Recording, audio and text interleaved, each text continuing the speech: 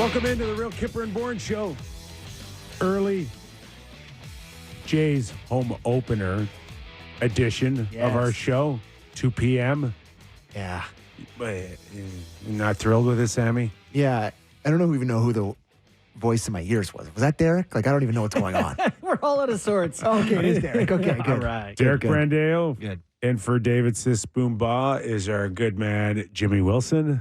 Jimmy Willie. Jay Willie in the building. Nick Kypreos. Justin Bourne with you for the next 2 hours. We're getting going here. Yeah. We're getting ever so close.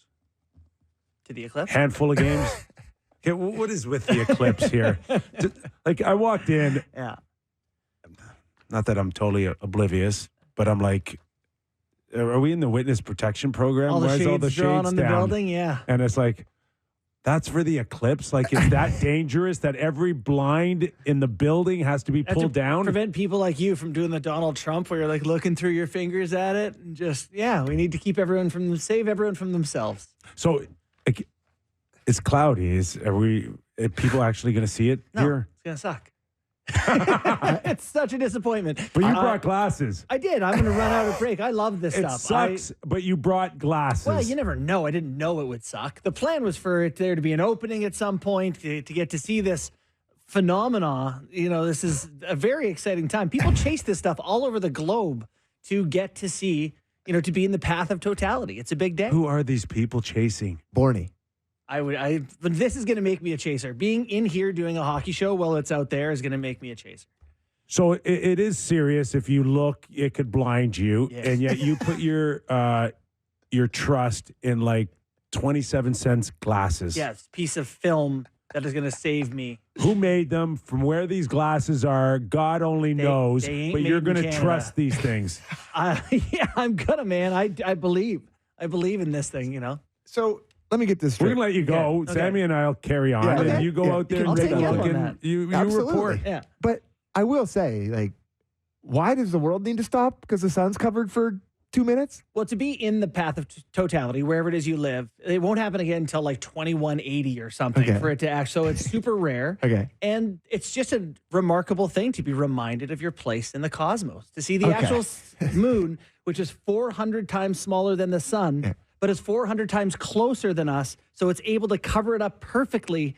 I mean, animals don't know how to react. It's going to be unbelievable. So I got on the subway this morning. I came in earlier because my whole routine, like, I'm like a starting pitcher, boys. I got my routine. I got everything. And everything's thrown off. We're starting at 2. Yeah. I got on the subway at like 9:30 this morning. Empty. Dystopian. Oh, yeah. The kids didn't go to school today. No, it's like dystopian out there. There's no one in Yeah. the building. All the suits are at home with their glasses on. It's crazy, boys. just writing emails with their glasses on. Yeah, it's crazy. We just came through a pandemic that shut the world down. Now we need this to shut it down Yeah. for a day. Well, if they shut it down every 175 years, we're going to live. So Well, the Jays aren't shutting it down. Let's go. I got it. The Leafs aren't shutting down. I've been in big trouble with the Jays Twitter this hey, weekend. have you been following Sam on Twitter? Holy crap. I know he's not happy with Vladdy. No, but he's making everyone mad. You know why? Because he's calling it like he sees it. Well, Ricky Romero, who is, by all accounts, one of the nicest guys in the world, Yeah. ratioed me on the weekend. Because you crapped all over Vladdy. Yeah, because he struck out 'Cause he against Stroman in a smiled. huge spot yet again. Horrible at bat, 3 pitches, and he smiles like he's prime Roman strikes him out. Yeah. prime Sandy Koufax, striking him out on 3 of the best pitches. You couldn't have hit a pitch with a boat oar. It's a very hockey sensibility to see a guy in a big I moment know. make light of it. And then you got to be reminded, it's baseball. They play 100 million games Okay, so I'm a hockey fan. every sensibility. day. I'm a fan, I know, bud. but you can't drag the hockey mentality into the baseball world. This is what these guys do. And then I was, Damian Cox was getting after me about my About the Reeves fighting? fight video. I was Yeah. just getting killed on the Well, but then internet. there was another one, too. I don't know. Somebody else is What making did Damo Mike spin? and Boston. You were saying I saw that What tweet. did He's Damian? mad at me because I put up a video of my wife's video of Reeves fighting, and he was pissed off about the fights. Just like, God, I'm a controversial figure, boys. I didn't know I was so You're not provocateur. saying anything. I'm a provocateur. You are. Anything of the things you said in most company, people are Yeah. like, yeah, for sure. Yeah. Anyways, Leafs. I can't Leafs. say anything on Twitter anymore. I don't want to become like Yeah, Sam. no. So No, anyway, no. Sammy's like Just lead us, Sammy. Yeah, I got no. Toronto Maple Leafs. Take all the punches for us. Who are they playing tonight? We're fine with that. Kip. The Pittsburgh Penguins. Ooh. Right? In a game that has huge playoff implications Legit huge. for the Pittsburgh Penguins, who were dead and buried a month ago. And now, like the paddles. Clear! Boop, boop. Clear! Boop, boop. Dr. Dubas. I mean, Bringing him back from the depths. sure, yeah. It doesn't have anything to do with the Flyers and Capitals losing a combined 13 games in a row. Right? It's has the nothing worst to do thing with I've ever that. seen. Where just nobody wants They it. all Yeah. stink. Oh, man. Nobody wants it. Well, Pittsburgh is implying they want it. The Islanders have won a few in a row, boys. Oh, get Isles- excited. Well, listen, someone's got to get in, and the Islanders are winning. Penguins are winning too, so. We should talk about Saturday night a little bit. We will. Okay, We will. okay. For sure. Which kind of coincides with what I'm about to kind of say to you guys is that would the Pittsburgh Penguins come in much like the Florida Panthers came in last year, where they're life and death. Mm-hmm. So they already have that mentality, that playoff win and fight another day, lose and out mentality. Is this a huge advantage psychologically tonight for the Pittsburgh Penguins coming in already in that mode? And the Leafs are sitting there, and the Leafs have won like they did Saturday night. Mm-hmm. But if you ask me, did we see any intensity over 60 minutes? No. Did we see a solid 60 minutes out of them in the last few games? No. Just enough to get by, just enough to win, just enough to say that the other team's goalie was dog crap. But I think that's a harsh rebuke or review of how the Leafs have been playing.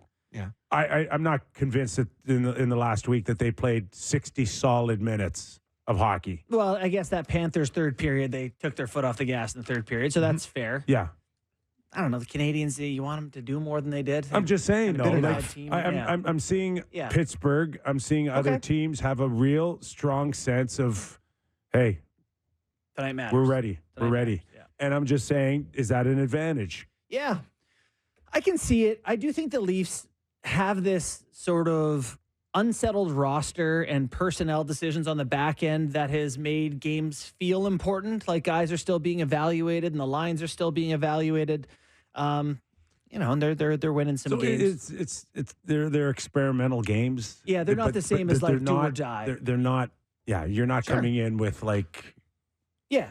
Now is that going to be Who a- needs tonight more? It's Pittsburgh. Yeah, it's the understatement of the century right Yeah. there.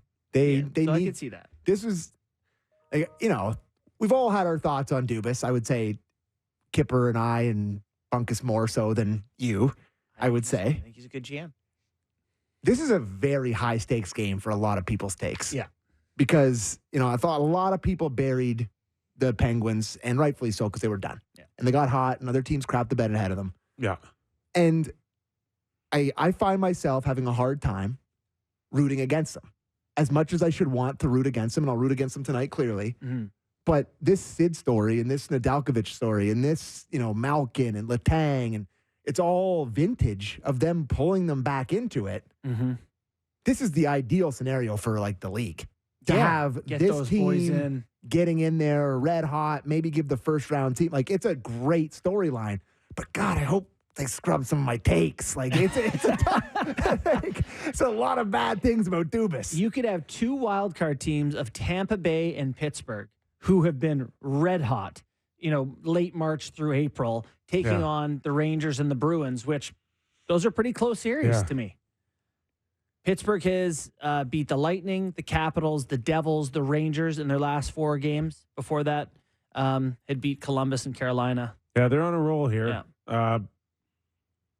Big picture, though, is you don't particularly like their team. They're not getting any younger this summer or next October. Oh, they intend to. So Whether they do, I don't know how, but they intend to. listen, you can do anything you want as long as you still think that Malkin, Letang, and Crosby are your horses moving forward, and they have to carry the bulk of it. It's not a winning formula, but today it's enough to get them back into a playoffs race. Yeah. That's what we call it. And I will say the underlying numbers have said that Pittsburgh has been unlucky a lot of the year. 2 teams create more expected goals than them in the league, Colorado and Edmonton. They're pretty average defensively, but it's not a terrible team altogether. So, yes, the Penguins are an interesting foe for the Leafs tonight. So, go ahead. You go ahead. I was just going to ask you guys what you thought of the new look lines on Saturday night. Yeah. Okay. So we'll get into the Leafs as well. And certainly enough to beat the Montreal Canadiens and enough to Swept them this year. move forward. Love that. They're not the only team, are they? No. That swept Montreal? Yeah. No. Hey, how was being a Le Centre Belle? Oh, yeah. Great Kippy was experience. at the game. I was at the game. Kind enough to have Scotiabank fly myself, Curtis Joseph, and Doug Gilmore out with about 35 clients. I was babysitting. I called them 35 Sammies because they all love the Leafs and diehards. Good, And good. it was a great 24 hours. So unfortunately that Montreal is sitting where they're sitting because we love a Montreal Canadian playoff team that can bring that history into a Stanley Cup scenario. It hasn't happened for them lately, but it still didn't take away a pretty good vibe Saturday night. Yeah. Yeah, I mean, I can't imagine it's a bad experience in that building against the Leafs any night. But, unfortunately, there wasn't a whole ton of pushback from the Habs. But enough out of them. I thought there's no question, deeper team, better team, bigger stars, all of it came through. Just seemed like, again, maybe where they are and what they want to go through and the fact that he's not pushing on Marner to play 22 minutes. I think he ended up with 17. Austin probably over 20. Maybe that might have been too much. Maybe 21. Maybe that was still below 20. Was it below 20 for Austin as well?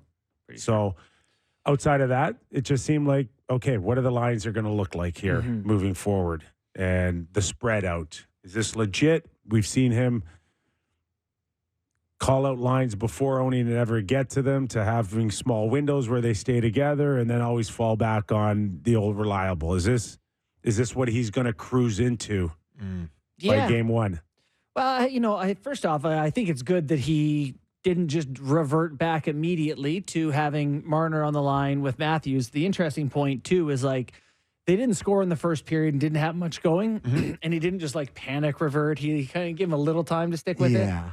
Easy to do against the Canadians on a Saturday night in a meaningless game. But sure, game 2 against the Panthers, when you're down a game and down a few goals, might be a different story. But you're right. Yeah, I think in playoffs, you're justified to the quick button push. For sure. Let's not let something play out too long. 100%. But no, I think I was pleasantly surprised by how good McMahon looked with Tavares and Marner. And I think Marner and McMahon, to me, is actually a good mix, just with the speed of McMahon and his ability to get to the middle of the ice and his passing from Marner. Like that pass he makes, like to McMahon on that goal.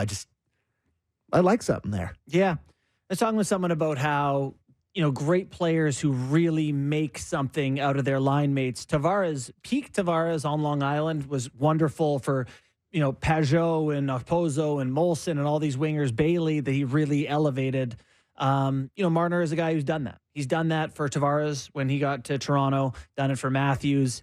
A guy like McMahon would really benefit from getting an extra couple looks a game from Mitch Marner. It's like, to me, you can create a guy with Mitch Marner. Turn 20-goal scoring Bobby McMahon or whatever into a 30-goal guy. So I like that line quite a bit. And Tavares, McMahon as a pair have good underlying numbers. Every time they've played together, they've done really well. So could be a fit. Yeah, I'm not a huge fan of it. Of that line. They can win me over for sure. But I don't have a great vibe for that line in the second hole. What don't you like? I like McMahon, but for me, a very straight line guy. For sure. Which means that Mitch has got to hit him at the right time. We'll see if he tries to add more of a puck handling dimension to his game. They're a puck possession. Mitch is a puck possession guy. I'm not sure where Tavares sits on that. To me, Tavares either is 6 feet into the blue paint, or he's taking a 40-foot wrist shot from outside. He's taking a lot of those this year. So who do you want Mitch to play with? Who works for Mitch? I think ultimately I would lean towards Domi, Matthews, and Marner in the Stanley Cup playoffs, and I'm not sure. I'm not sure if that's going to happen, and I could be wrong, and they could be great. Yeah, but I think you need two dynamic guys on a number one line, and can Max hold himself with Matthews? That to me will dictate everything else. I don't know how many games it's been now with Domi there in that spot, but he's really, to me, he's like a different player than he was in November. You know, you guys listen to me come in and complain about him turning pucks over and not being on the D side of pucks. He doesn't do that anymore. He's brought an easier element to his game. He's not forcing anything. He's assessing situations better. He's even playing well, like on the right side of the puck most of the time. Like I know it's not his natural whatever, but he's really taken to it. So when the chips are down, though, will they be able to hold their own inside their own zone? I don't know. Yeah. Well, but I mean, that's to your point, though. I think that's why you would put him with Matthews and Marner, because you know that they can hold their own in their own zone. And you can two excellent defensive two guys who are really solid defensively, and then you'd have Max Domi on their side that could be with them. But just changes your options or the look of your lines so much. So Marner's back with Matthews, you know, and all of a sudden you're back to two lines essentially in a bottom six, where you don't trust necessarily Nyes, Holmberg, McMahon, or something like that as a line. So it depends how you want to go about it, I suppose. All right, let's kick in Sheldon Keefe for our first Kippers Clipper on the new look lines. I thought they worked well. I mean, it's good to see each of them get on the board. So that was good. Our game didn't have much flow to it here tonight at all. I don't think I didn't do the lines. It's just, Montreal played us well tonight. They played hard. They put a lot of pressure on our defense. It's a real struggle to get out of our zone in periods 1 and 3. So we didn't have a lot of flow to our game there. When we did have flow in that second period, there was lots to like. And I thought we defended well when we needed to once we got the lead. I know we gave up 2, but the 2 goals come off of 10 seconds into a penalty kill and one bad shift in that second period. But the third period, a little bit too much time maybe on our half of the ice, but didn't give them very much at all. So like that, and you get out of there with a pretty clean win. Yeah, I didn't get much of a sense there how he felt about it. I felt like he gave them the lip service of. Yeah, I hope Pittsburgh can challenge tonight. Yeah, to give Sheldon a better chance to see playoff intensity or a real feel like now my lines are getting pushed here. Mm-hmm.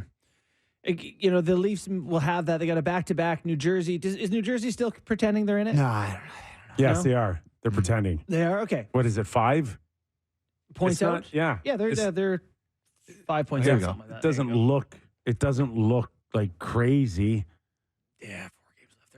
They're cooked. But yeah, they can lie to themselves and say, we get 8 points. We're what was that making? 70 or 87. Now you're done. They're done. They are completely done. Yeah. The other concern for Keefe is that, on that third line of Nyes, Holmberg, and Nylander, is Willie buying in? Is he really buying in? It's tough, right? Like this is my line. Yeah. These are the guys I'm going to go into the Stanley Cup playoffs with, Holmberg and Nyes. This guy has been either with Tavares or Matthews his whole career. Mm-hmm. Now he's told he just signed a $92 million contract. We need to have you still need to look like a 100-point man, but we're putting you with Holmberg and Nyes. Nah, I'm not buying that one, Kip. Have you ever seen him pout? Has he ever been the guy who's been upset about what he's? Listen, you don't have to pout, but you gotta believe and buy into it. Yeah, that's all. I'm not suggesting that he's gonna pout or take his net and go home. Mm-hmm. But does he buy in that he could be an A-lister on this team and play with those two guys? It's a fair question. They played one game and I didn't think he was great. but he played the most on the team among forwards. He was at 20 minutes and 34 seconds, way more minutes than he usually plays. Nyes has seemed to thrive to me out of the Matthews position where he's against lesser competition, like he can clean up some garbage.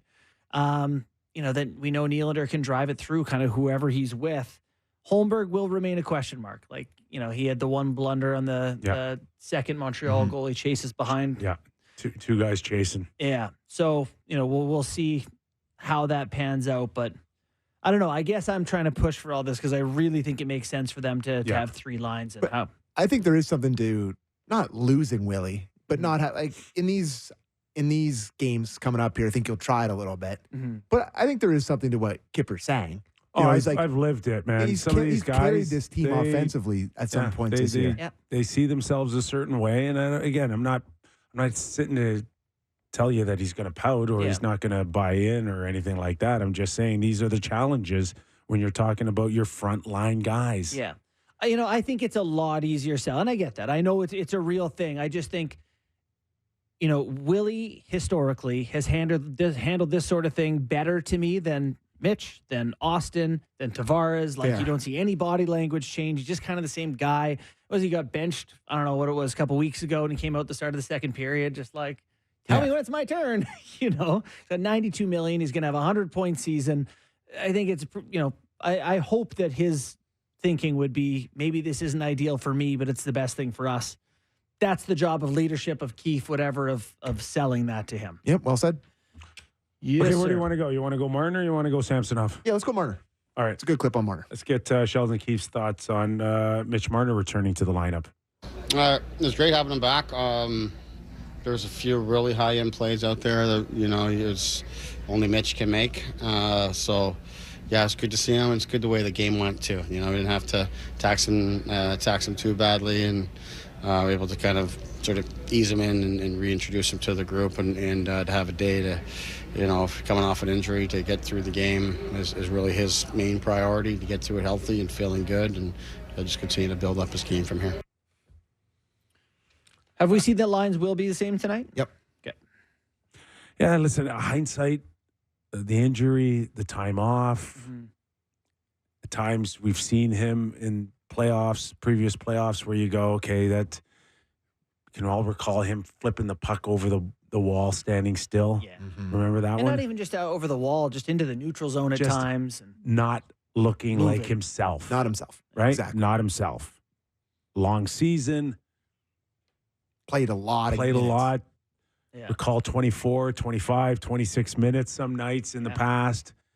Like, none of that is creeping in here with a handful of games left. He should be as fresh as anybody in the league. And, whatever you think about Morgan Riley's suspension or injury or whatever, not the worst thing that he's had some time to sort of, I know he's, the last couple were due to injury, but watch some games in March and maybe let a few things heal and rest up. Like, the hope is that things are coming together for, these guys with injury. Why don't we listen? Because Yarncroc and Liljegren, Keefe talked about the possibility of getting those two guys back, which is also working out timing-wise. It's a possibility. It's not ruled out. That's there's a chance. Probably it would just be those last two games. That would be in consideration, but it's a possibility. So that's the 16th and 17th. Yarncroc is really...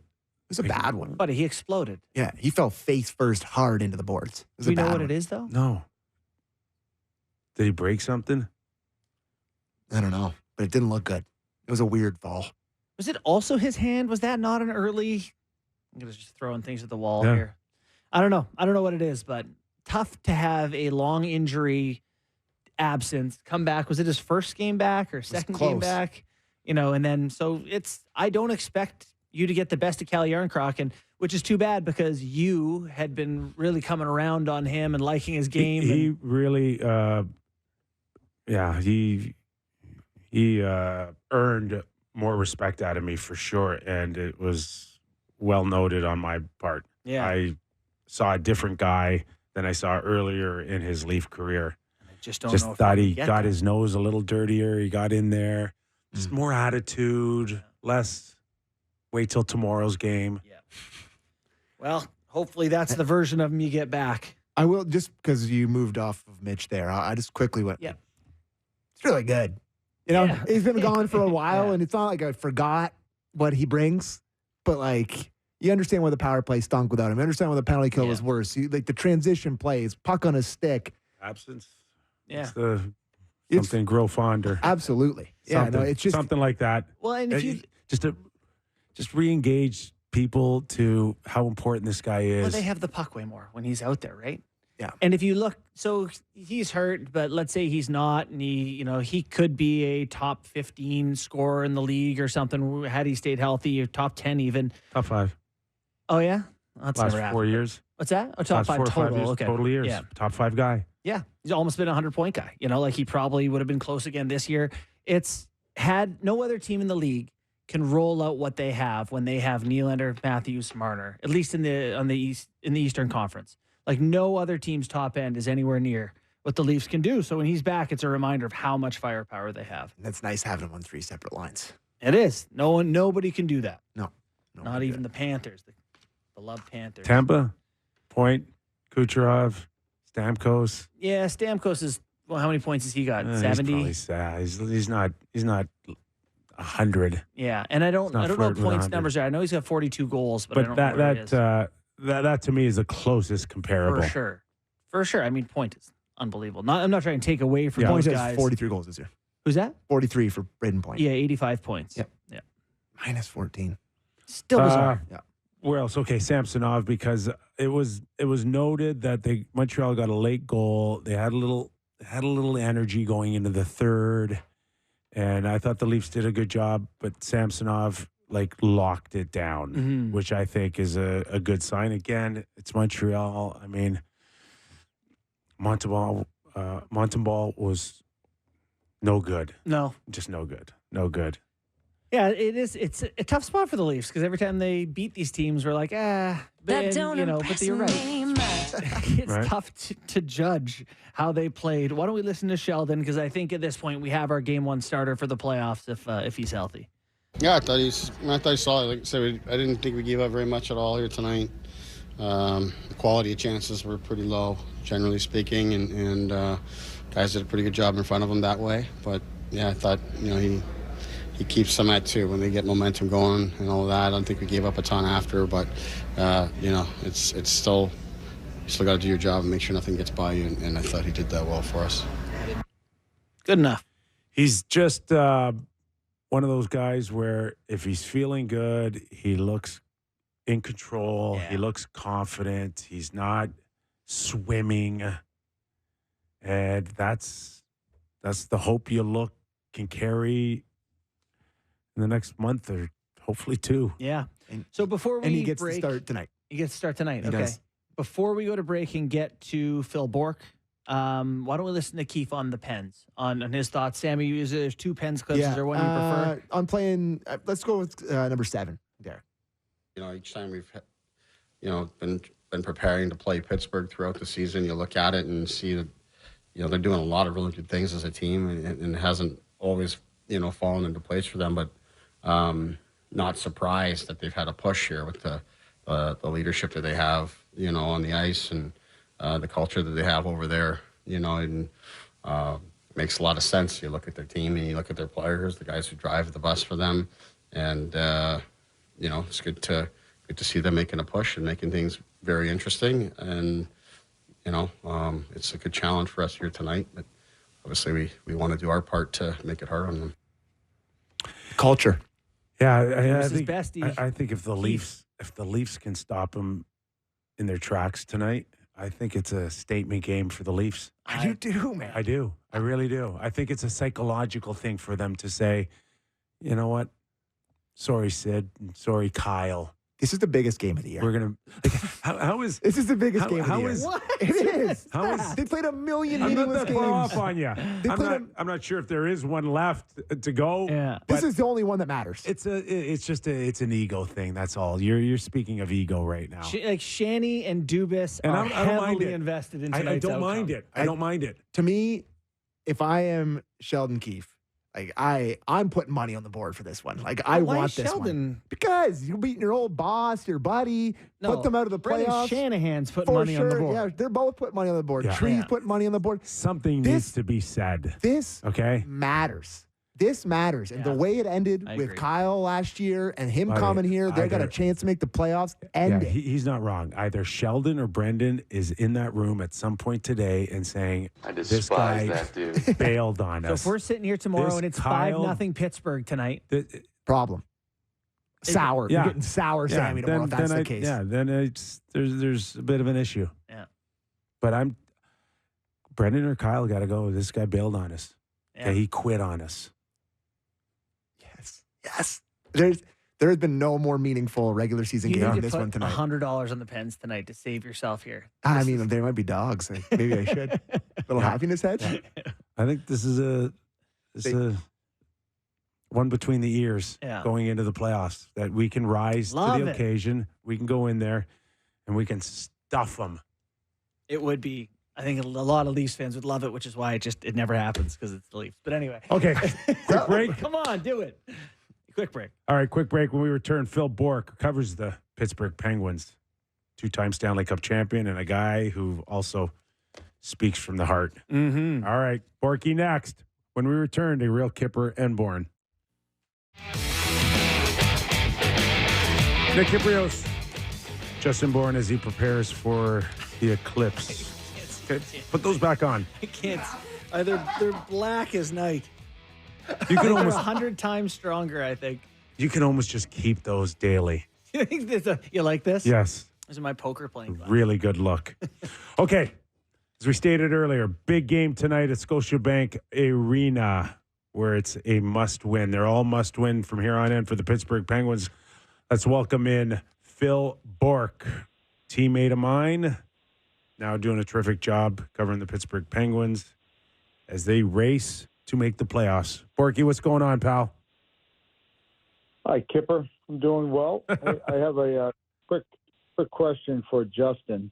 He's got one of those last names that isn't real, heavy on the nickname come hockey time. Bourque, Bourque, Kypreos, Kyper. I'm just wondering, where'd you roll with the nickname?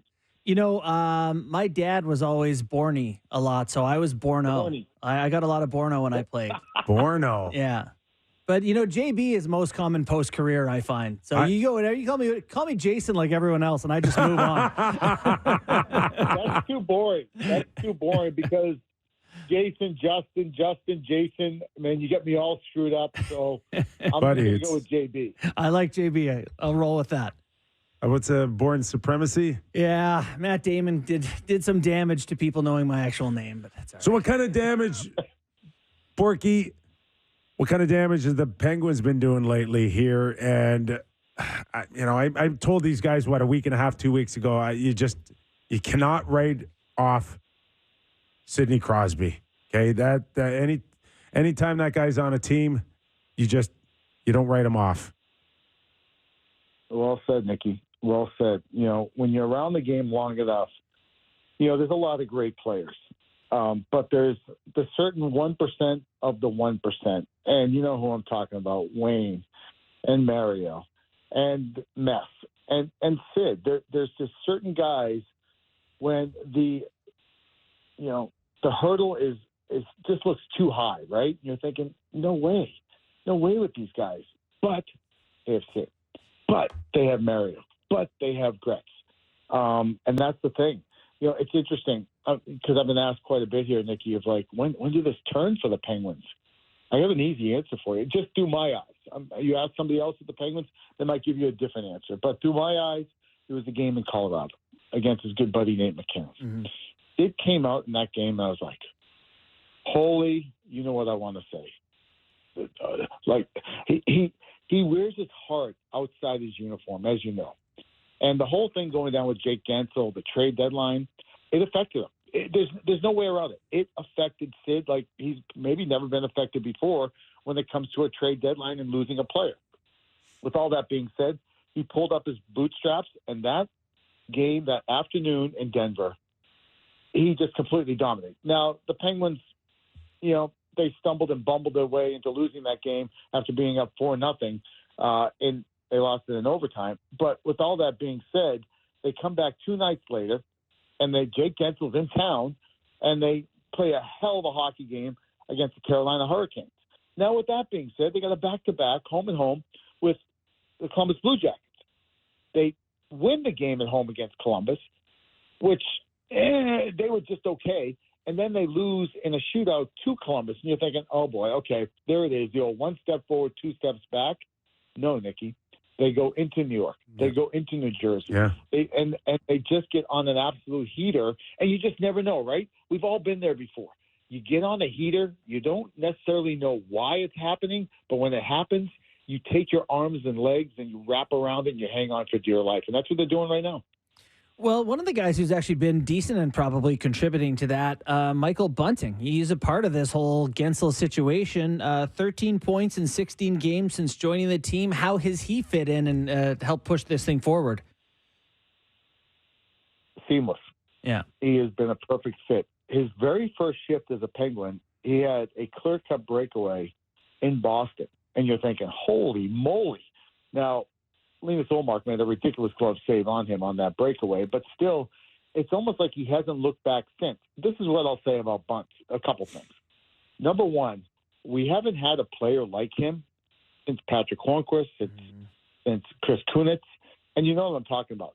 It's a player that maybe isn't the biggest, maybe isn't the strongest, but the fearless. He goes to the front of the net, and he stays there. And he's got just good enough hands to get you some greasy goals. That's the first part of the equation. The second part is he has taken number 71 in black and gold, Evgeny Malkin, and hitched his wagon to Gino and said, you know this east-west crap you've been doing that hasn't been working? We're not going to do it anymore. We're going north. I know a lot of people want to talk about north-south, and I get that because the south part is the defensive part of the game, and they've been doing that better too. But the part that's jumped out to me is Bunce goes north. Bunce goes to the net, and he's dragging Gino with him. And Rickard Rakell is kind of the third train, the caboose, if you will, on that line. He's getting pulled to the front of the net, too. But the guy that's the lead pony that's pulling those other two guys is number 8 in black and gold, Michael Bunting. He's been great. That hurt Sammy to hear. Sorry. Listen, you know, his year in Toronto where, you know, unfortunately he priced himself out like many in the past, but he proved it. He proved that he can go to the net and he can pull defense pairings apart and create lanes for other players. It was a good pickup. I mean, if you knew Gensel was going out, obviously the connection between Dubas and Bunting was there for it to come in and hey, he's a poor man's Gensel right now, but it's good enough right now to push this team moving forward. How about the blue line? Bourque, just in terms of where are they now? Even Carlson, we know Carlson is this one of the greatest offensive defensemen in the history of the game. The Norrises, we get all of that, but sometimes lost in his own zone. Where has that been lately? He's playing his best hockey at the most important time. He's on a 3-game point streak. He's got a goal and 5 points, but he's only got 2 goals in the last 38 games. So let's leave that last part alone because it doesn't matter right now because now you're down to short strokes, right? 5 games left. It doesn't matter what you did in the past. He's playing his best hockey right now. He's less of a liability defensively, just tightening up just a couple notches. And that's enough because he's giving you more offensively. Why is he giving you more offensively? He's more selective on when he jumps up on the play. He's more selective on when he pinches down the wall. And he's getting pucks to the net, making things happen with that great shot that he has. So many of his shots, in fact, up to a few games ago, he was knocking on 50% of his shots being blocked. Now, you can talk about all the shots and analytics. You know what you can do with your analytics, Nikki? You can stick them up to your you know what, because they don't matter right now. Right now, only thing that matters is the analytics. And the analytics tell me that he is playing some of his best hockey at the most important time of the season. That's all I care about right now. And that's very reasonable. And speaking of best hockey of the season right now, getting some goaltending. Nedeljkovic in his last, 8 games, I think he's 6-0-2, he's like a 9-17. He's looked better. How much has he been a factor in the turnaround here? And is he the man right now? Yeah. Yeah. Well, the in-demand part, I'll touch on at the very end. But if you're going to come back from 9 points down with 11 games to go, you need certain things to happen. It almost needs to be a perfect storm, right? You need your top players to be the best they can possibly be, right? Off the charts good. And Sid and Gino, Tanger, and Carlson have all been that. And let's throw Brian Rust in there, too, because he's been really good. You need an injection of youth. We could talk about that a little bit, too. We've had that. But really, the number one thing, you need the goalie, right? You need the goaltender that is just playing his butt off. And that's the thing about Ellis Nedeljkovic. Is he the biggest? No.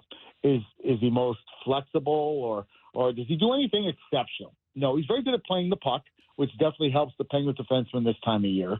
But he just competes. He competes his ass off. And if you're a player on that Penguins bench, you know, it goes back and forth, right? As a player, you want to throw your face in front of a shot and block it for him because this guy's competing so damn hard, and it goes vice versa. And that's what you're seeing right now. There's this certain energy, and we've all been there, right? If you played the game and you go on a little bit of a heater, you know that feeling. You know that I know that I know that you know that we're in it right now. We are absolutely in it. It's an energy. It's a belief.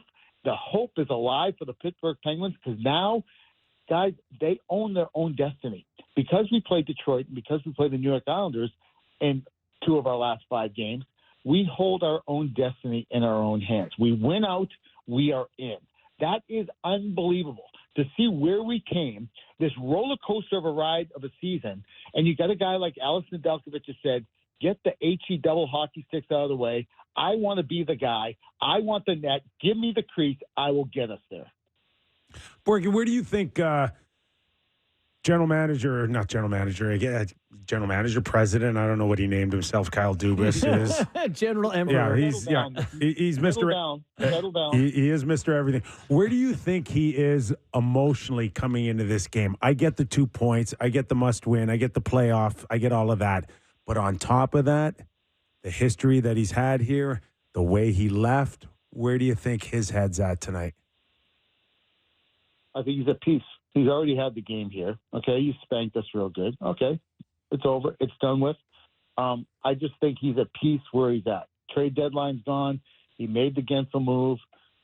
He's done everything he possibly can do to put this team in a position to get to the playoffs. I think I look him in the eye. He just seems he's at peace where he's at right now. He knows there's a lot needs to be done here in the offseason.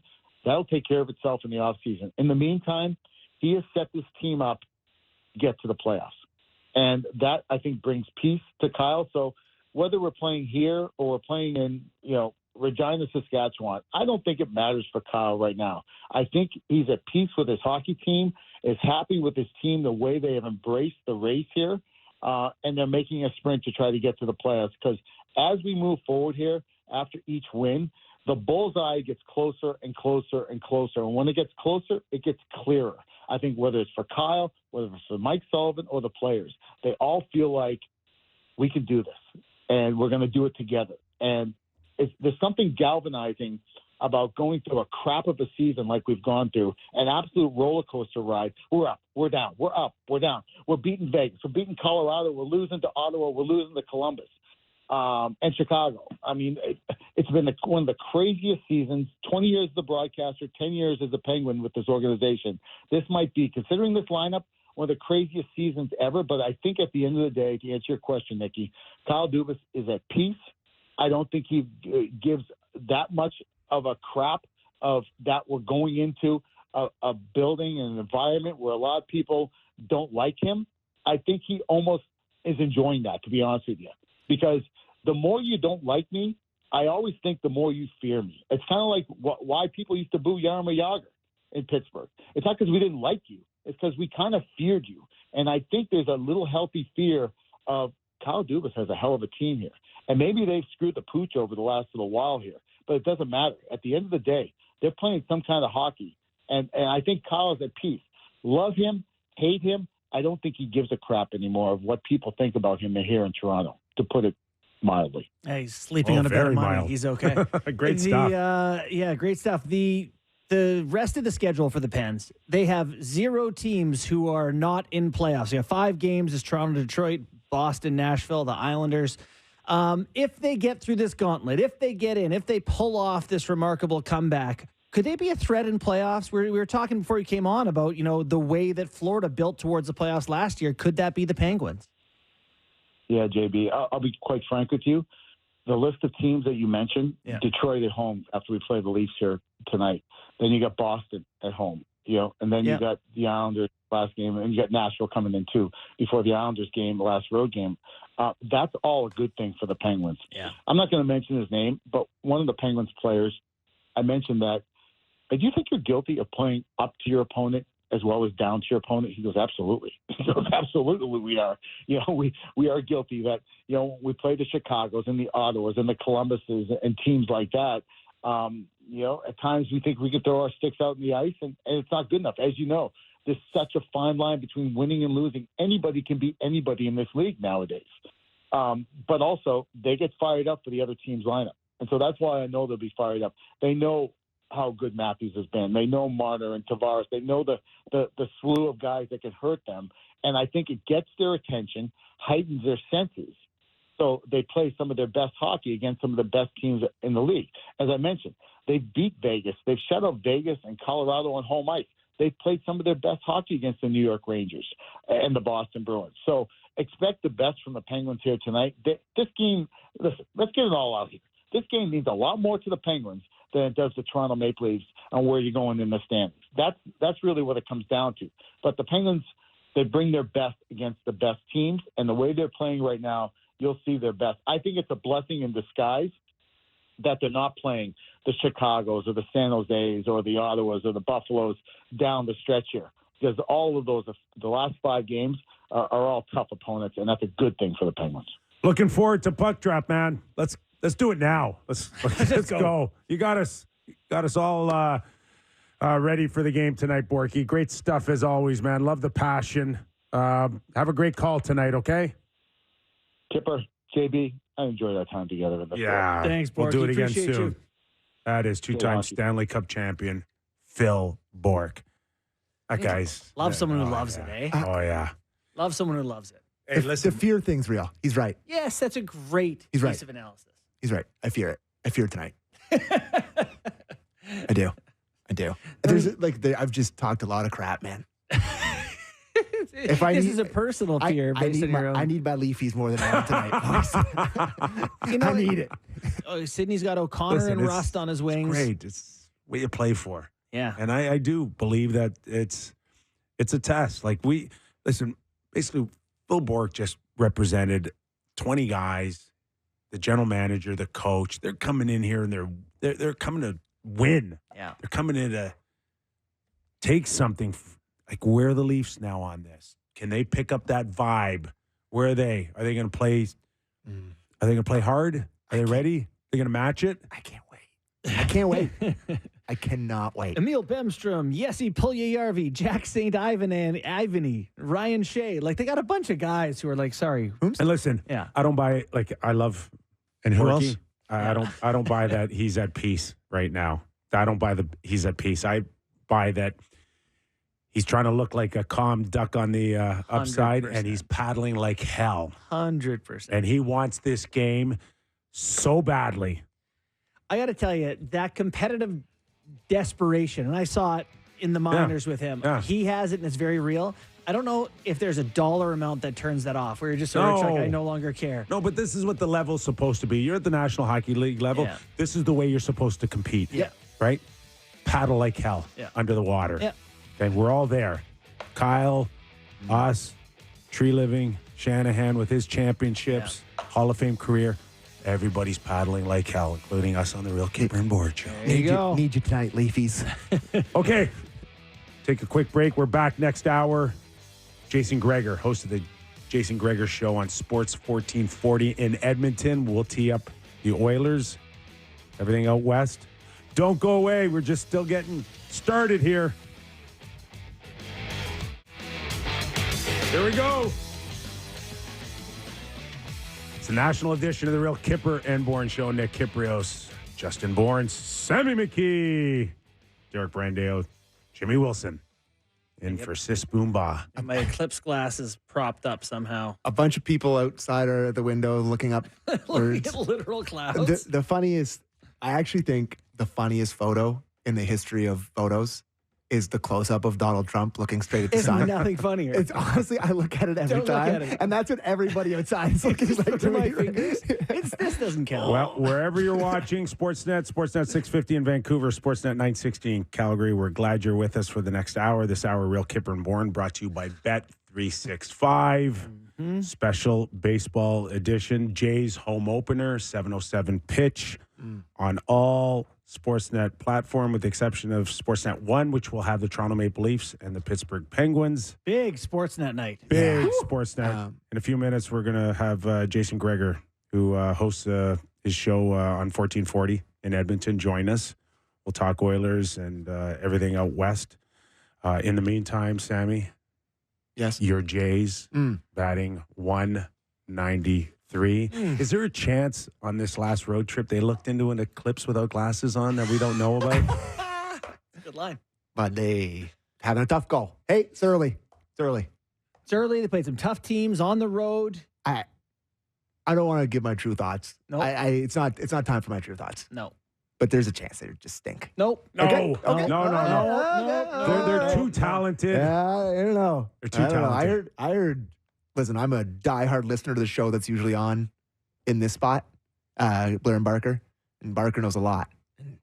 Not a believer. Hasn't been loving them. Let's just say that. They can pitch, right? Oh yeah, they can pitch, but that's literally half the battle. Yeah. Still, I'm contemplating going down for Tonight. a few innings. Yeah. Okay.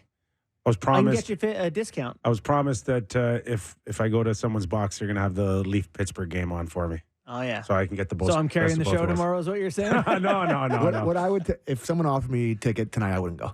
You wouldn't go. Not with Pittsburgh in Toronto. It's literally the biggest game of the year. You're so excited. I am so excited.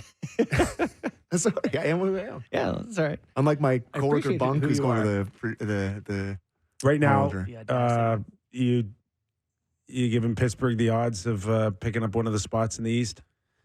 I don't know. Washington It's has super just- unpredictable. Yeah, what are they 6 in a row? Lost a You can't lose that extra point to Ottawa, can you? They hung on for dear life for that point. I mean, they needed this game, huge game, playoff race at home against the lowly Sens. They generated 21 shots. oof. Thanks for coming out. No offense at all out of Washington. I'll tell you who I don't think is going to make it is Philly. Yeah. I think they've gone the other way far enough. But to me, it's any of those teams. I really have no idea. It's so hard to predict. Dare Tortorella gets blamed at all if they We suck. We haven't forechecked. We haven't done anything. if they lose the spot, will that energy go to Tortorella and going, what kind of circus was that in the last 15 games of the season? You know, he'll tell you he doesn't care and he doesn't regret it and he meant what he said and he'll dig in. There's no chance he's going to be remorseful and walk it back and say he should have handled it differently. No, Are you kidding me? But will more than us be out there going, okay, I'm not surprised. Well, is it not the circus tamer or the lion tamer's job to calm the lions down, to cool it out, run the show? Like, he was drumming up the energy. He got them all frothy and miserable here. So, yeah, I'm going to blame him. I mean, I'm going to give him credit for getting them this far. But, boy, he's at the heart of the drop-off. All right, it's the Jason Gregor Show on Sportsnet 1440 in Edmonton. Let's welcome in Jason. Thanks for doing this, Jason. It's not often that we get a little bit of a time adjustment to our show, but we're certainly glad you're able to join us. How are you? I'm good, fellas. Happy to be on. Yeah, great. So give us the sense about where the standings lie and trying to predict who's going to play who and ultimately what that means for the Edmonton Oilers, because most of us thought that it was just a foregone conclusion that the Oilers and Vegas were going to match up here, but a lot of different scenarios, including what happens to the Vancouver Canucks here in the last half a dozen games. Yeah, there's nothing really guaranteed. Edmonton, in theory, if they win all of their remaining 6 games, then they'll finish first automatic because they would beat Vancouver in their head-to-head matchup on Saturday. But the Canucks play Vegas tonight. Vancouver's obviously reeling a little bit here without Demko. Vegas will get Hurdle back. I think Edmonton is for sure guaranteed no worse than second. They're not going to get caught from behind, so I think they're going to finish second at the worst. They have a chance here. They play Vegas Wednesday, then Vancouver. They've got San Jose once, Arizona twice, who's shockingly scoring lots of goals all of a sudden, and then they finish the season with Colorado. So, the odds numbers would say Edmonton's still going to finish second, but Vancouver has been slowly whittling away. The Oilers used to be 20 points back of them and Vegas, and now they're already ahead of Vegas, and they've gained, I think, probably 8 or 9 points on Vancouver, maybe even more in the last month and a half. So it's crazy, man. I thought the Eastern Conference playoff race was down to 3 teams a week ago, and suddenly there's 5 in it. So I don't know. I don't want to make a prediction because I'll probably look like an idiot. That's kind of this business. I look like an idiot every day. Every day. So the climb back would be historic given the start to the season. To end up eventually winning the division, it would be mind-blowing. Give us the state of affairs in Edmonton. How are fans feeling about their team? How are things, does it feel like it's all positive vibes right now for a team that I would say is probably Canada's best hope at this point? Well, you look at the Oilers and they obviously weren't as bad as their record to start the season. They had a lot of things go wrong. A lot of it was self-inflicted. Obviously, then McDavid was a little bit banged up for a few games. But, when they hired Knobloch and brought in Paul Coffey, there's significant changes. There's a lot of people that were questioning the Coffey hire, and I think they've been proven that was a big mistake. Paul Coffey has really changed the mindset of their defensemen. He's really instilled, you make more plays. Mm-hmm. And he doesn't want guys just dumping the puck out. He wants them to make plays. I don't care if it's Vinny Desharnais, who's your 6th defenseman, or if it's Bouchard and Ekholm in your top pair. He wants them all to make plays. And, that feeds in. Edmonton's a highly skilled team. So, you know what? The best defense is a good offense. When you have the puck, you don't have to defend. And I think that's really been their mindset. I do think the Oilers team, this is their deepest and best team they've had. The last few years, I just think they're deeper overall. I think they got more experience. They've got a little bit of sandpaper throughout their lineup in Perry and Sam Carrick and, Evander Kane and, even Adam Henrique. I don't mind, how he competes. They've got more experience on the back end. Like Edmonton, really, they've been the best team in the NHL since Knobloch took over. There should be lots of reasons for their fans to be positive. Now, Dallas, to me, Dallas and Edmonton are the 2 best teams in the West right now. I think the Dallas Stars are really good. And but they wouldn't meet Edmonton until the 3rd round. So Edmonton has, I think, a little bit of an advantage because they don't have to face Colorado or Dallas right away. And that's not taking anything away from Vancouver or Vegas. But Vegas is the defending champs, guys, but they're not playing like defending champs. They haven't been a dominant team basically since the middle of November, right? They've been an average team. Right. And I don't believe you can just snap your fingers and turn it on in the postseason. I'm not a big believer in that. So I think Edmonton, they know how to beat LA if they have to play them. Vancouver doesn't have a ton of experience. If I was picking today, regardless of who meets in the 1st round, I think Dallas and Edmonton would be my 2 teams to meet in the Western Conference Final. We're talking to Jason Gregor, host of the Jason Gregor Show on Sports 1440 in Edmonton. Jason, if we look back, and you mentioned a few names, additions this season, Perry, Henrique. When you compare it to, say, even like Vegas or Dallas with Tanev, did the Oilers do enough at the trade deadline that really warrants, this is our year, this has to happen here, specifically on the blue line? Well, there was lots of talk about the blue line, and I think Chris Tanev, he was the best right defenseman to acquire. I don't think Edmonton, if you wanted to upgrade on Cody Ceci, I understand it. But a top 4 defenseman, I don't believe any of the other right defensemen who got moved would have been upgrades significantly on DC to, when you throw in cap space, and would have limited some other moves. I just didn't see it. Chris Tanev was that guy, and I don't believe Calgary was ever trading Chris Tanev to Edmonton. I just don't think it was going to happen. So, if Chris Tanev wins a cup in Dallas, Calgary fans oh, that's good. If Chris Tanev wins a cup in Edmonton, they're hating it. That plays into it sometimes for teams, because I don't think, Edmonton was going to grossly overpay more than what Dallas offered to get him. So I actually thought Edmonton's, they addressed some of their needs, that they got more depth. Adam Henrique's a really smart player. Edmonton didn't need more offense. They needed guys who are very sound two-way players, and that's what Henrique is. Corey Perry obviously cost them nothing when they brought him in, and he brings in, I think, some added grit. He brings in a lot of experience, and I do think that is important come playoff time. I didn't see another right defenseman for me that was a clear upgrade over Cody Ceci when you look at what it would have cost to get him. So one of the just the small storylines for the Oilers. Corey Perry comes in. We've talked about the Leafs quite a bit and how they don't really have this like veteran guy to grab someone else and say, hey, we need you to do this or be better or whatever. He gets into it a little bit with Evander Kane. Have seen Draisaitl maybe give it to Kane a little bit here and there. Tell us a little bit about where that dynamic is at with Kane's. I don't know if you'd call them struggles or not, but where the Oilers are with those sort of interpersonal relationships. Well, and Nick obviously has been in rooms, he's won cups. I think I kind of laugh a little. I don't think that was anything. No. Like, Perry and Kane were kind of both chuckling. They're like, we're teammates in our Masters pool together. I actually think it's a good sign when players hold each other accountable. Now, in a perfect world, would you want that done behind closed doors? Sure. But we don't live in a perfect world. It was, Perry's obviously upset. Kane didn't really bite back or anything. He just kind of nodded and away they went. So I think it's a good sign that the play that Perry got upset about was Kane just made a hope pass to the slot, right? Now, it didn't result in a goal against, and I think it's more that if you want to win, the standard is you can't make hope passes, because if you start doing that, that's when goals happen. And if I look at Edmonton last year, the year before, they've always been the best team at beating themselves. They could throw a grenade in their own zone better than anyone. And they'd have the game in complete control, and then grenade happens and it's 2 goals against in a minute. And they're like, what the hell happened? Go look at the Vegas series last year. Look at how many times the Oilers gave up goals in quick succession, or they gave up goals on just a bad giveaway that's what I call a gift goal. And they've done a much better job of limiting that. And I think the fact that Perry, that was a terrible second period for Edmonton too, so I think that played part in it. But I think there's a guy saying, guys, our standard, we have to be living up to our standard all the time. And we can't just accept that the hope pass didn't work. And yes, it didn't result in a goal again. So I actually kind of view it as a positive, really. Kane, no question, he was struggling.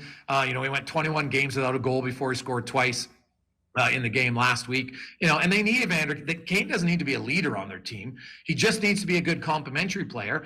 And he needs to show up with his physicality, which he's done for the most part this season. And obviously he's got to chip in some goals. I don't expect him to score 15 goals in the playoffs like he did 2 years ago, or 13 and 15, whatever it was. But they need him to be a regular contributor. And more importantly, just don't be a guy who's just going to give away pucks. Don't be hope passing. And if you looked at Kane, that's an area of his game that I still see sometimes. He's not a great passer, right? And that's not a knock. That's just a reality. That's not his go-to thing. So play to your strengths, but don't accentuate your weaknesses. And that's kind of what I took from that interaction. And the weight of Corey Perry, who's won a Stanley Cup, who knows what it takes, and how, despite a limited role on this hockey club, how much weight that carries when Corey Perry's telling you that. Oh, I think it matters a lot. And it's not he's won the cup, but he's lost, 3, right? He's been in the finals with Montreal and Dallas and Tampa Bay. And I remember Connor McDavid telling me when Duncan Keith joined their team in 2022, it was such an eye-opener for him, and how Keith, just how he would say things in the room at key times in the series, because it gets so emotional, right? You win a game in the playoffs, oh my God, we're the best. And then you lose a game and it's like, oh my God, we're the worst, right? And Duncan Keith just had a way of, McDavid said, really calming them down. And he learned a lot from it. And I think, the Oilers themselves, they lost in a conference final. I know they didn't win a game, but they still lost in the conference final. Then they lost to Vegas last year. They've had some lumps.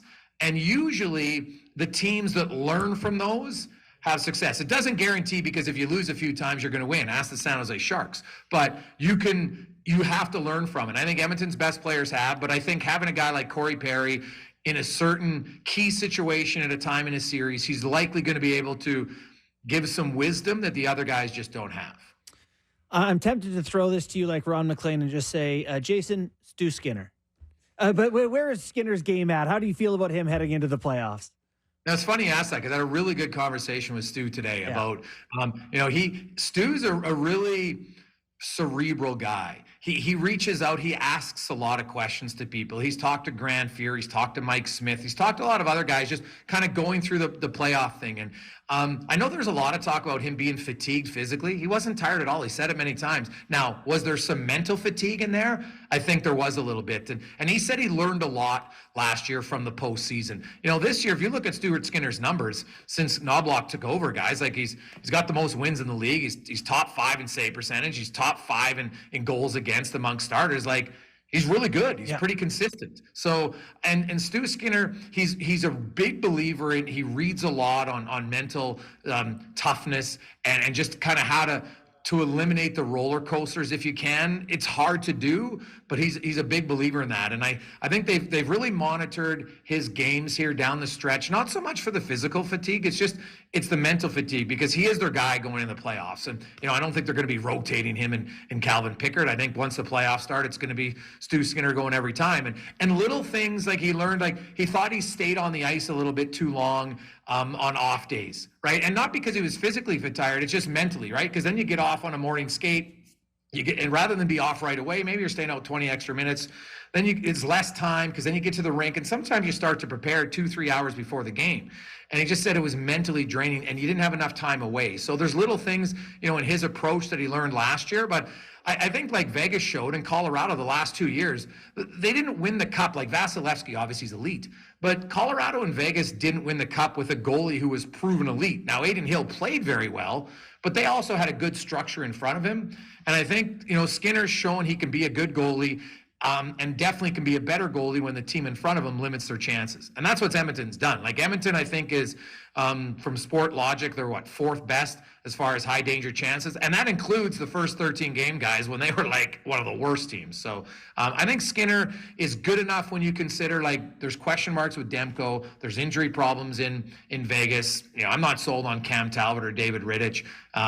Jake Ottinger is starting to play like Jake Ottinger, but he hadn't for the first 65 games. Like, outside of Hellebuck, there's no, like, I know exactly what I'm going to get for my goaltender in the West. Right. So, Winnipeg, Hellebuck, is this guy going to have to be great every night for Winnipeg to get to a conference final?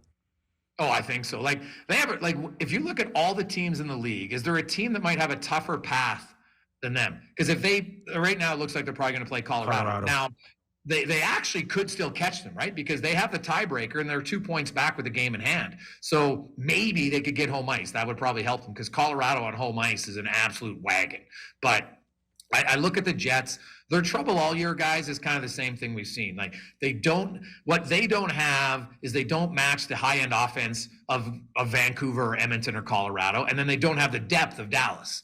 So they're going to need Hellebuck to be unbelievable.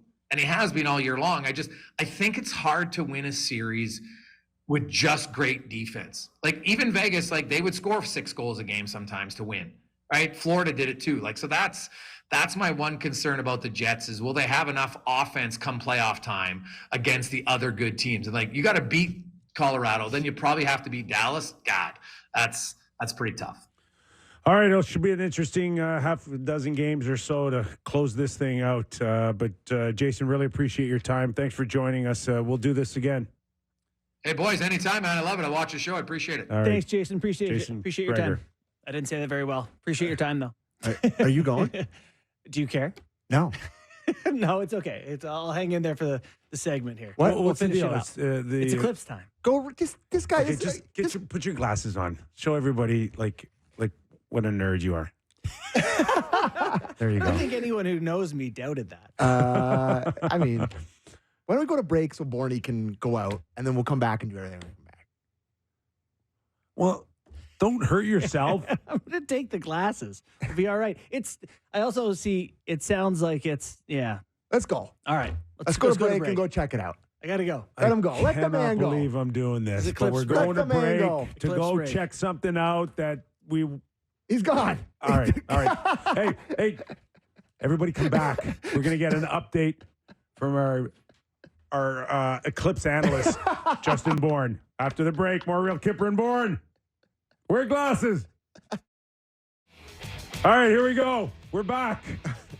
After witnessing an historic eclipse, Where did everybody go? I can't see. Oh, well, thanks for the break, It was guys. dark. It was very dark. That was kind of neat. It's crazy. It's all like that never happens. It never gets dark. It was like 8 p.m. Oh, it happens every day. That's our winter. It's one of those things where it's like, yeah, we didn't get to see it. We missed out. I will say it was very, as I'm being very facetious. Yeah. Walking out of the studio and looking out there and having it be pitch black was extremely jarring. You can see how people feel like it's the end of the world. Absolutely. And we walked out. There must have been 100 people out there from the Rogers building who need any excuse to get away from their work. Any excuse for anything at all. Yeah, is that what we're going out for? Yeah, Eclipse. Quick dart. All right. Don't you feel silly that you totally wasted 68 cents on a pair of glasses? No regrets. Got to try, man. Got to try. So, game time, boys? Game time. All right. It's game time, presented by Bet365. Visit the app for latest odds to find out why it's never ordinary at Bet365. Must be 19 plus, Ontario only. Please play responsibly. So I'll wait till a little later in the week to start getting into the Masters odds. But it is Masters week. Masters week. My favorite week of the year. Also mine. You got some 4 great Leaf games this week. You got the national championship in hoops this week. NBA playoffs are starting. We're getting towards it, and we got the Jays home opener. Didn't include that for a reason. And the Masters. Scotty Scheffler has approached Tiger Woods territory when it comes to odds. He is plus 375 to win the Masters. Imagine being plus 375 to win the Masters, and you're putting so weirdly. You're switching to a mallet putter. You're trying anything to make putts. And it's like, what if he was making putts? So he doesn't need to be good at putting. No. He needs to be like a little bit below average. And it's fine. He throws, it's like dart throwing for him. It's ridiculous. 160, 180 out. And how do you do that under pressure with your feet flailing all over the place? Like He's my favorite guy to watch. Like, he's the best golfer in the world, and he's the best guy to watch because he's golfing. He's not a robot. He's a weird man throwing his arms around. So, yeah. So I just wanted to bring that up. The next thing I wanted to bring up with you guys is the reach the playoff odds. Ooh. So the Detroit Red Wings are minus 140 to make the playoffs, plus 110 to miss. The New York Islanders are minus 270 to make it, plus 210 to miss. They are believing in your Isles there, Borny. Tough schedule. The Flyers are plus 450 to make it, and they are minus 700 to miss. They're really on the same page as us. That's nice. Pittsburgh Penguins plus 160 to make it, minus 200 to miss, and they're really giving up on the Caps too, plus 300 to miss, minus 400 to make it. So whose spot is it to lose? Great question. Detroit's, Pittsburgh's, or Washington's? Honestly, Kip, it might be the one you didn't mention, the Islanders. You think the Islanders have the Rangers twice down the stretch, which very good hockey team. Their last game of the year is against Pittsburgh. They got Philly too, and Ottawa. Islanders? Or no. Sorry. I was looking down wrong New York column here. Yeah. New York, Montreal, New York, New Jersey, Pittsburgh for the Islanders. So wow, last game of the year is Pittsburgh. Yeah, that could be it right there. Holy smokes, man! I know. That's awesome. And what's so crazy is Philly and the Capitals play in the last game of the year, which was supposed to be a big game and may not be by the time we get there. Last year, Pitt blew it to Columbus and Chicago. In the last 2 games of the year. And that's the missed their spot. And that's the reason the Leafs got smoked in the second round of the playoffs, because of those 2 games. Thanks, Pittsburgh. Actually is. Yes, thanks, Pittsburgh. Yeah. There's no way that Pitt would go all this way to lose to the Islanders and lose a second year in a row on the last game. Maybe. And only 2 games on the ice tonight. 2 really good games. Leafs, Penguins, Vegas, Canucks. Canucks is massive too. Huge stakes. I am looking at the Penguins. If you're any Dubas-fearing man, Leaf fan like myself, you know I love the happiness hedge. We're heading into happiness hedge season with the Leafs playing in the playoffs. Made lots of money on them last year. Montreal beat Toronto. Sam made I was rich. $500. I was rich. I was very rich. Plus 125 is a great number for the Penguins if you're thinking about a happiness hedge, betting against your favorite Leafs in case of Dubas winning. So plus 125, and I love the Vegas Golden Knights at plus 105 in Vancouver tonight. Vancouver's scuffling. They're having concerns. So those are the 2 are on the ice tonight. And that was Game Time, presented by Bet365. Visit the app for latest odds and find out why it's never ordinary at Bet365. Must be 19 plus, Ontario only. Please play responsibly. And now, Kyper, this segment of Real Kyper and Bourne is brought to you by Hyundai. All right. Awesome. Thank you to our sponsors. We appreciate it. Hurdle. Tomash. Like, how important could this pickup be for Vegas starting tonight? I mean, this is a big deal for them, as mentioned, that they are kind of, not looking like the Vegas we expected them to be this season. They get another score. One of Vegas's major issues this season is they don't score. They don't score as well as even Winnipeg, Dallas, Florida, Carolina, Nashville. Like, they need offense. So this is a big addition. Just not Hurdle, though.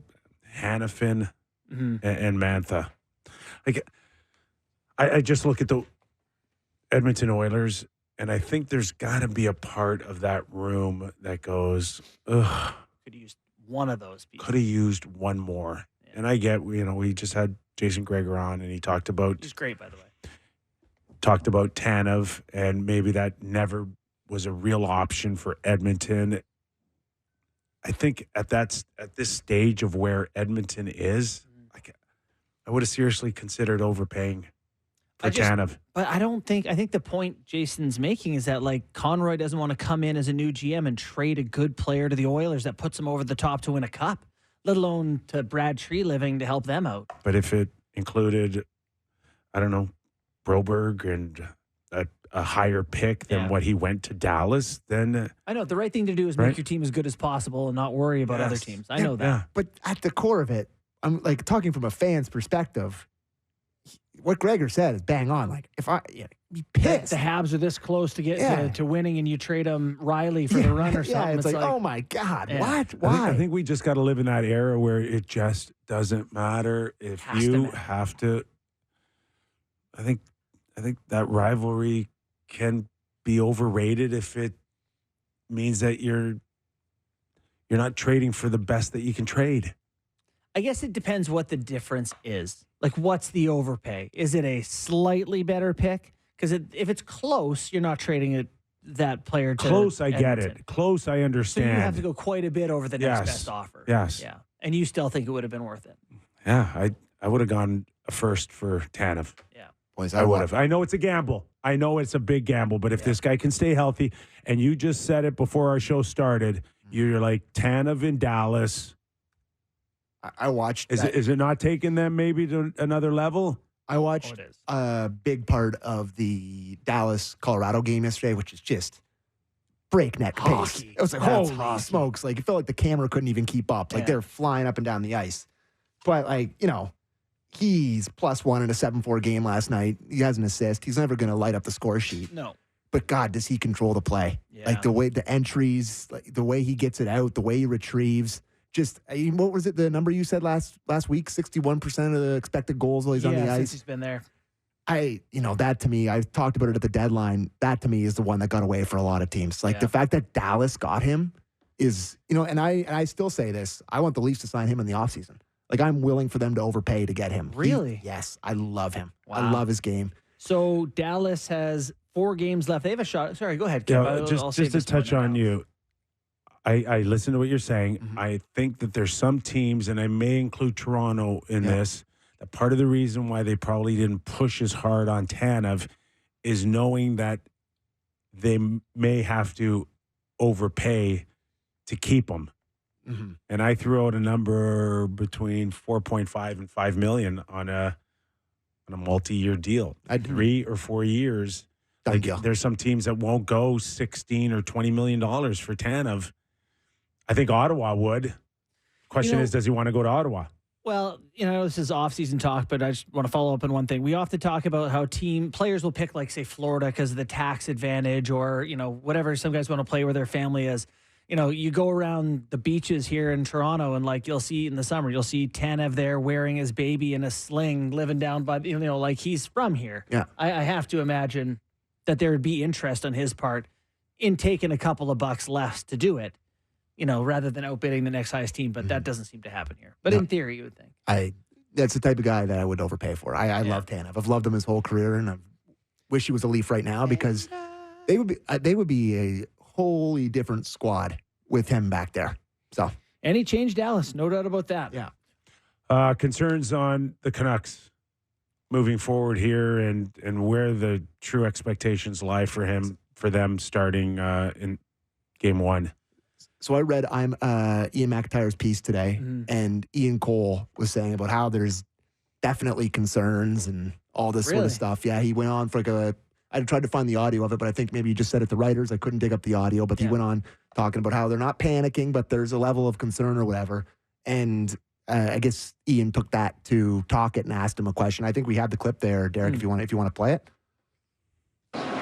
We've been talking and asking you a lot about sort of the team being in a slump, for lack of a better term, but it's like 22 games now where you've been a 500 team. Does that concern you? No, I just look at this game. I don't care about what's in the past. We got 5 games before the playoffs start, so you analyze this game. I don't care what happened in the past. Tonight, like I said, we gave them too much. Like bad. They didn't give them a lot of stuff, but when they did, their conversion rate was great. We didn't. We had some chances. We had a couple of breakaways. We had somebody in the high slot, and we, if we connect, and then we gave them those free beers early. It's 2-0. So, no, I'm just analyzing this game. I think so. Not concerned. Getting Demko back and hitting a certain level makes them still very dangerous. Yes, but I know we can say that about any team at any time. But it almost as if the goaltending conversation the last few years has gone from like doesn't have to be the most important guy, but has to be just can't be bad. I think the pendulum's coming back. I think your goalie in the first round will have to be the most important guy. Yeah. And I include Skinner over McDavid, and I include Samsonov over Austin Matthews. Really? Yes. Yeah. From what I've witnessed in the last 2 weeks, you win with great goaltending, and if the other team's guy sucks, they lose. I don't care. I don't care who you are. Yeah. Colorado, Georgiev, you think they're going anywhere with that guy? No, I don't. No worries about him, eh? Well, I mean, yesterday. Gave up a touchdown? Yeah, 6 before, too. I think he's been really bad. Played their worst 2 defensive games of the year, Colorado. But in saying that, like, goalies have to be the best player on the ice right now for teams to advance. It's funny because you look at where Western Conference teams were a month ago compared to now. Colorado, couple of tough nights. Vegas, not quite where you thought they'd be. Canucks, not quite at the same level. Jets, not quite. There's plenty of good teams, and still the Stars are great, and Oilers are humming. Like, I'm not worried about any of these teams suddenly being bad. But it just felt like they had 5 teams in full control who are now kind of trying to find it a little bit. Georgiev's last 5 has been 4 goals, 2, 4, 6, 6. So it's a lot of starting to go in the net. I mean, he's played every game. Like, how many? He's played 60 games this year. Has he actually? Yes. Oh. It's like at some point that's going to catch up with you. No one plays 60 anymore. Bruder made a comment like a couple weeks ago about how we baby our goalies too much now, and it's just there's nothing that old athletes like more than talking about how bad the other generation was. It happens in hoops all the time. It happens in hockey. Happens in baseball. It's a classic thing. Hope it never changes. It's awesome. And the thing that can never be underestimated here is just they're all talented guys in net who can play when the pressure is on, who buckles, who finds a way to, I don't know, get hurt. I don't know. You look at a guy like Demko, right, whose playoff experience has been very good. He's been a good player in those moments. That's what concerns me about Florida. Is that Bob has done he that broke too. through last year, where he was bad in playoffs in years past, and that was a huge storyline for them going into last year. Can he keep it up? And then he was just lights out. Yeah, it's like that is what concerns me, that he kind of broke through on that. They've had a bad stretch here, Florida, for sure, and he's had a bad stretch. He was no good here in Toronto last week. I really don't worry about them being able to turn it back on. I saw them play Boston on Saturday. It is, though, to your point, talking about Florida, that it is the opposite of how they're heading into playoffs from the year before, where it was the Penguins' route of scrape and claw to get in. And the other one, too, for me, keep an eye on Freddie Anderson in Carolina. He's been unbelievable I since know. he came back. I know. Like, ridiculous numbers. But the chips aren't down right now. But you're preaching to the choir. Right? You're We'll see. preaching to the choir. Maybe this is his year. Maybe it is. If it is, then boy, oh boy, you like Carolina in so many other ways. Absolutely. So if you look around the NHL at remaining schedules, you know, Florida is a good example where they have Tuesday, Thursday, Saturday, Tuesday, 4 games left, and then an ice break at the end of their season schedule. The Leafs, the Oilers, and the Golden Knights are the only teams who will play 6 games in their final 10 nights. It's a lot of hockey. A lot of hockey. And so I want to get your thoughts on how to manage that. Like, where do you feel like players need to play? Where do they need rest? Yeah. What do you want to see out of those guys? Well, yeah, I think there's a fine line. If we take like the Toronto Maple Leafs, for instance, you've got a guy feeling it right now in Austin Matthews, and you've got a legitimate look at 70. Like, that's a big deal. Is it? Kipper, you're the number one guy who says it doesn't matter. No, it doesn't matter. For me, it doesn't matter. Okay, but to him it does. But to him and to many fans, and it's there. It's reachable. Mm-hmm. Like, I like Austin Matthews' game the last little while. Has he gotten lucky a little bit? Is he getting that? Does he have the Midas touch right now where we saw Saturday night? Turns and spins and throws one in the middle and it banks off his skate and it goes in. He's feeling it right now. But he doesn't appear to me as a guy that's stressed or changed. I like the look of his game. Okay. It's not a selfish look. So he's gonna push on. I don't see him feeling this wave of play, confidence, getting a couple of lucky bounces to go up to Sheldon and say, hey, take me out the last game. I need a rest. I mean, he should if they're fine. Like, if they can't change their spot, they can't change who they play, they can't climb up, whatever, and he's 5 goals or whatever from 70 But he's or not going to be that. 4 goals from 70, then he should definitely take a knee. Look who they play this week. Pittsburgh. You know, they're good. But then Devils twice, who he owns. I feel like he scores all the time against the Devils. He scores all the time against everyone. And then Detroit on Saturday, where he got his 60th against them last year. He scores against them all the time. Yeah. Like, he's going to be at 67 or 68 by the time we get to Saturday.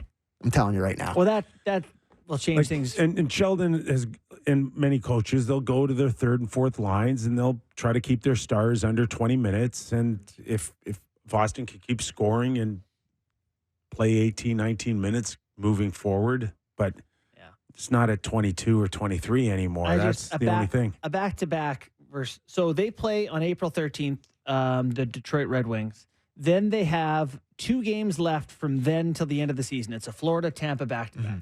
You don't need both those games, assuming you're fine in the schedule. So what are you playing for? But have we not done this? Coming back to the question that I've been asking you guys for 4 months that I've been worried about this pursuit. Meaningless game, 68 goals.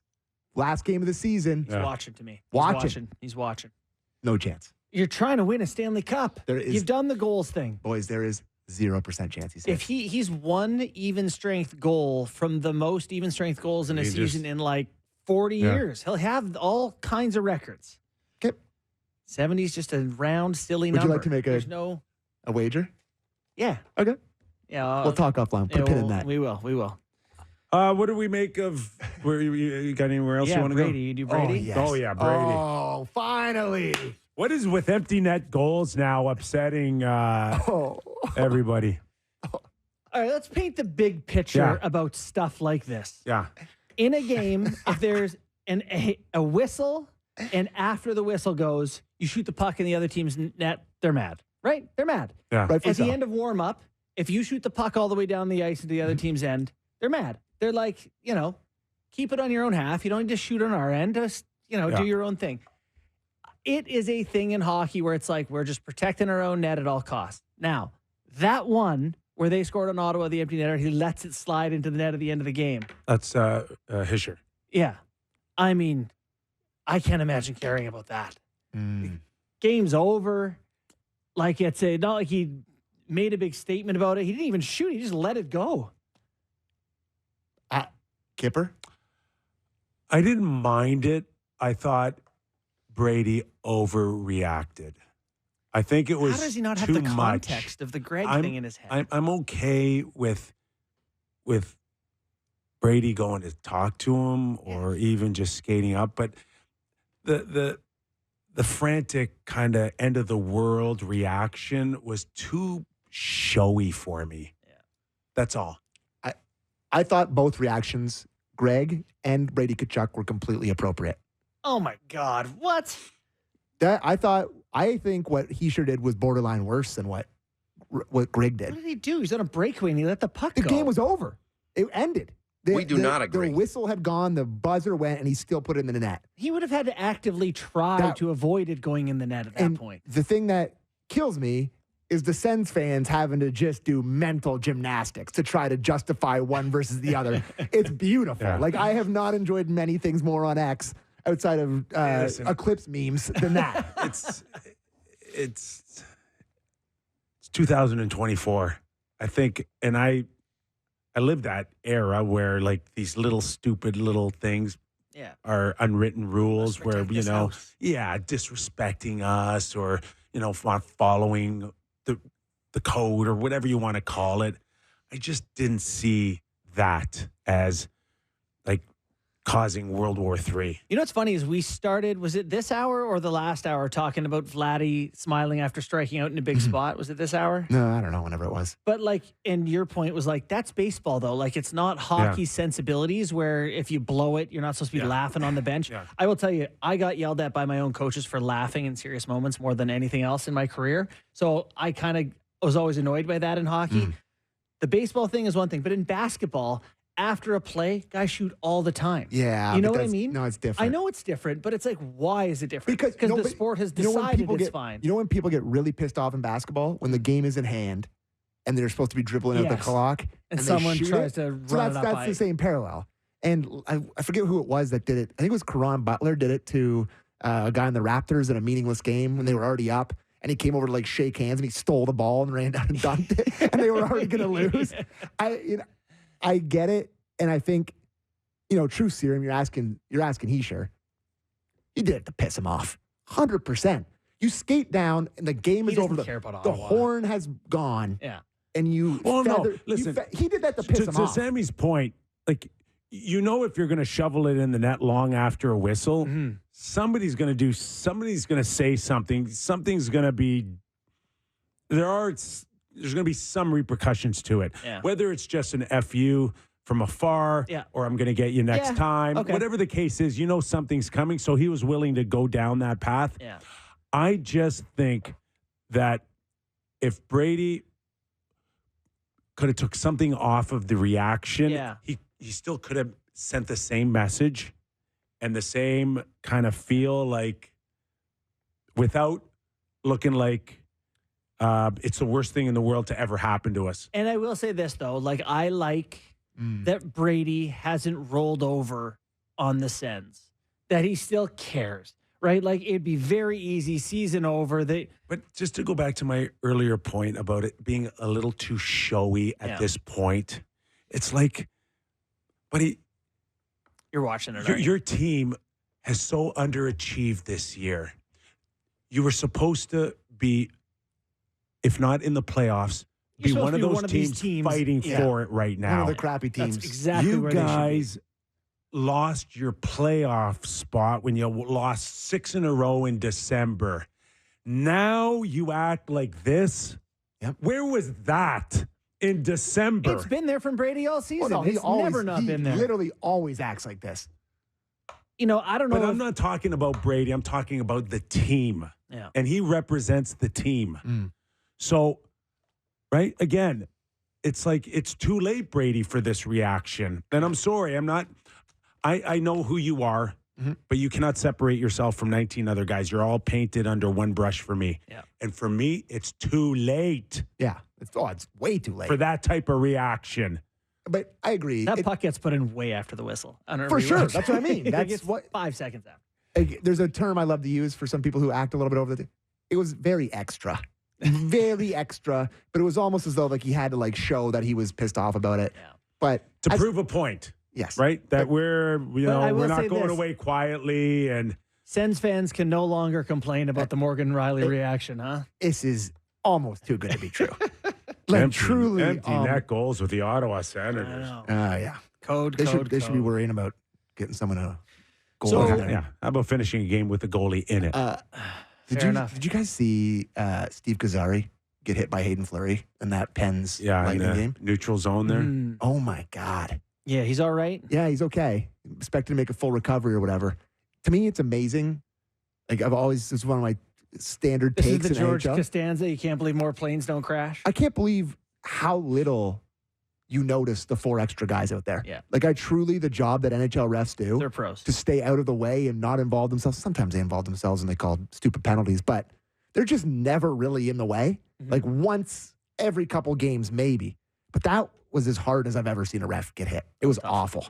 Yeah. Awful. Thoughts with him. Hope he's doing well. Yeah, but they're really, to your point, they're really good at that. They, they're along the wall 6 feet. They're dodging. They split D-men, right? Yeah, they're You know what always kills me is when they're really good. When a ref has like a spot on the wall and a guy goes to dump it in and hits the ref and yells at the ref. It's like he was there. Yeah, it's like, where would you like him to go, he's got to buddy? be somewhere. So, a little bit of vision. You guys always blame the linesman for that.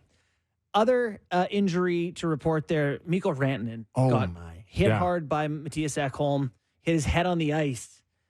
I mean, a massive blow to Colorado. I don't know how long he'll be out. No, but he's concussion protocol, missed last night against Dallas. What I heard, he's been back on the ice. He's working out. Okay. And more precautionary than anything. Like, I don't know. I mean, we've seen before 24, 48, 72 hours. All of a sudden, somebody doesn't feel well again. But as of now, he's well on his on the road to recovery here. Now, Jack Johnson goes to fight him after that. Yeah. And Ekholm's like, what am I? I'm not. It's a hit. It's he a had clean the hit. puck on his stick and I And hit it's him. the cleanest hit. Yeah. He times it well. He almost pulls back from like extra running him. And the way Rantanen goes down, he hits his head on the ice. I thought it was a great decision by Ekholm not being like, I have to stand up for myself for that one. Great play by him. Yeah. Unfortunate bounce for Rantanen. Stupid for Jack Johnson to get a penalty for what he did. Yeah, Louis DeBrusque on the broadcast was like, the guy's allowed to go over and say he doesn't like his guy getting concussed. Yeah, I didn't see anything that warranted. Let the guys. See, like the other thing too is like there's an element of letting the air out of the balloon a little bit, and that's what a fight can do sometimes, whether you think it's right or wrong or whatever the code is for you. But it does alleviate. But without it, now it's like, okay, what's going to happen next? Yeah. Right? So if an eye for an eye. So the next move, if he's not going to fight, the next move is go get Connor McDavid. Go take a run at Leon So do you think it Draisaitl. would have been better for Ekholm to just say fine? Sometimes it is, and sometimes it isn't. Yeah. But that's the danger is that, okay, you run one of my great players, I'm going to go run one of yours. I'll slash him. I'll do whatever I can. But that's how things build up, and that's how sometimes you need an outlet. Yeah. Or you say, hey, listen, you had a problem with it. We dealt with it. Yes, We're exactly. all on Now to the we can next move thing. on, Yeah. and now we're even, but we're not even. All right, I got to go boys. get one of your guys now. This segment of Real Kyper and Bourne was brought to you by Hyundai. The 2024 Santa Fe Hybrid NHL Edition is made for those who drive hockey. Only 500 available. Order yours today. Huge night. What a dork. On the network. Where?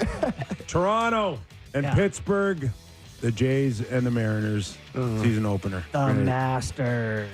And the Masters. We need to come in every show with tinkly music and Azalea pictures on the screen. Our thanks to Jason Gregor. Yes. Our thanks to Phil Bourque. Absolutely. Hope you enjoyed the early edition of Real Kyper and Bourne. We're back at our regularly scheduled time the rest of the week. I don't even know when that is. Enjoy your night, everybody. 446.